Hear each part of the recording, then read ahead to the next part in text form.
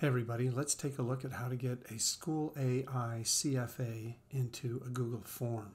So you can see over here on this side of the screen on the left, I've used a naming convention that will make sense, Unit 2, Week 5, and this is about explanations, which came from this proficiency standard about I can identify the reasons that support a claim, which I included in my prompt for SchoolAI. So personally, what I like to do is to add a question right at the beginning, a short answer question that's required for the student to type their first name.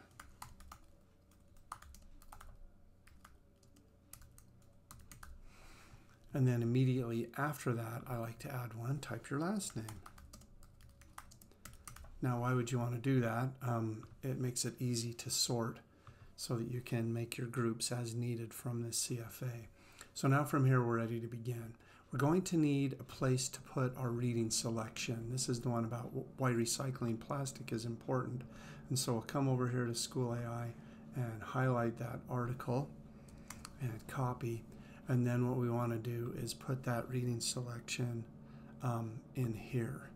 So I'm going to put it right there, and then we'll take this title and just move it up. We'll escalate it one layer up here. Fix that just a touch so that this thing is ready to use. The students will have access to it. Now, one thing I don't like about our Google Forms is that they have to scroll back and forth, or you have to add the question multiple times. So they're going to be rolling up and down this screen in order to get to their reading selection, and that's okay. Just remember that it's going to be necessary for them.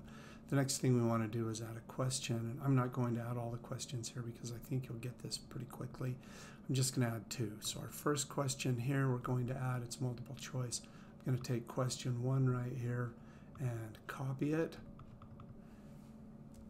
And we'll add the question here as usual. I've probably done this a million times in your forms.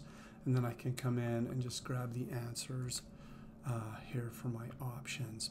And this one is a single multiple choice, so that will be easy.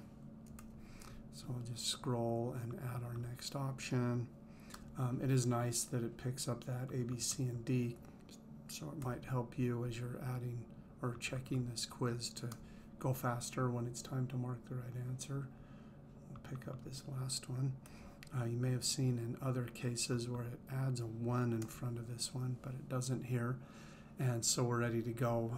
I'm going to make this a required question. Now, I'm going to skip over question 2. It's basically the same. What we want to look at is this next one, which is question 3, because it has 3 right answers. So we'll copy and paste here. And then I can jump down to the correct answers. And it's got 5 options. So I'm going to need to put in an extra option down here at the bottom. No problem, that's easy to do. Copy and paste, we just do this a few times. We'll scroll that up just a touch.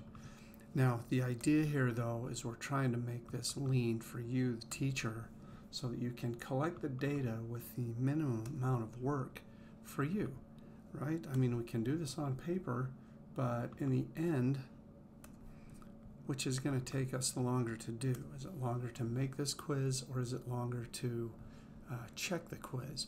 So we have, I've got checkboxes selected. I want it to be multiple choice right here, and we'll take care of that in just a second, obviously making this required.